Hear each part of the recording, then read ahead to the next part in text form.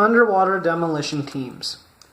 These knives were depended upon to perform daily tasks like pounding steaks and digging foxholes, not to mention defending lives.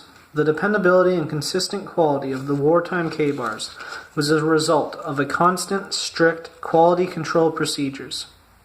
The same procedures that were in place in the mid-1970s when production resumed to commemorate the 200th anniversary of the Marine Corps. Using original blueprints which had been stored in company archives, however you want to say it, a limited edition commemorative was created. The dressed-up model was a true work of art that retained the look, feel, and performance of the original battle-ready knife. The first one of its kind, serialized with the number 1, was presented to the Commandant of the Marine Corps.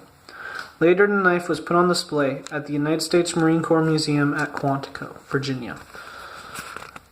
Recognizing the success of the commemorative K-bar, the company decided to return the fighting utility pattern to regular production. With only a few changes made possible by modern technology, the K-bar fighting/utility knife was reintroduced in the late 1970s. Today, the K-bar fighting utility knife remains the first choice of many of our troops who choose to carry it as their personal option knife.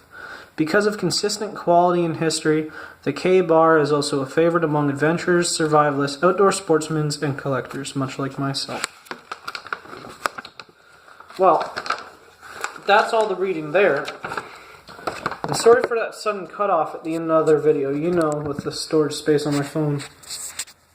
And now I want to show you this. On the other side of all that writing is kind of like a poster. Reads K-bar. Hardcore knives, hardcore lives. I'm probably going to actually frame this and put it on my wall. 1217 USMC fighting/utility knife. So now that the reading's out of the way, let's get to the actual knife. So, at first glance, I'm sure you can see that this is a very famous design. Most people, especially the ones who have served in the war, especially in the United States Armed Forces, will recognize it. As you can see, it's got a nice brown, I like to call it chocolate colored leather sheath. And I gotta tell you, this is the most well-made, smoothest leather I've ever felt. Feels like the underside of your arm that doesn't have hair on it. It's like that smooth. Here you go, K-bar stamped neatly right in the middle of the knife. The mighty USMC's famous logo and the United States Marine Corps' acronym right there itself.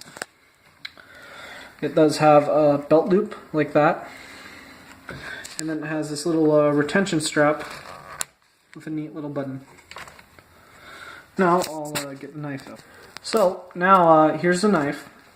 It has a black, I'm pretty sure the blade's coated, I imagine it would be. It's got a blood groove there. I chose to buy the one with the serrations there for added cutting ability. And the blade is just razor sharp. Nice little clip point blade. Some clip points are sharpened at the top, this one ain't. It's got a, regular kind of bolster handguard right there.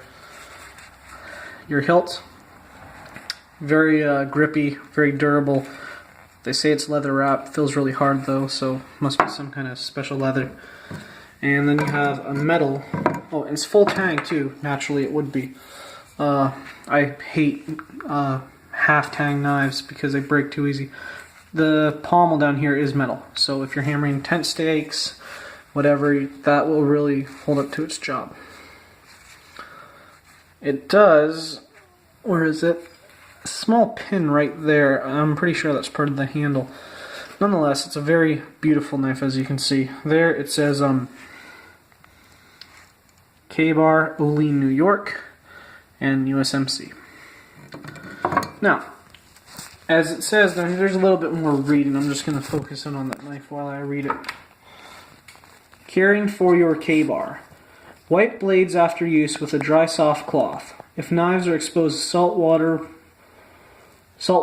wash with mild dish detergent. Rinse with tap water, then wipe with a dry, soft cloth.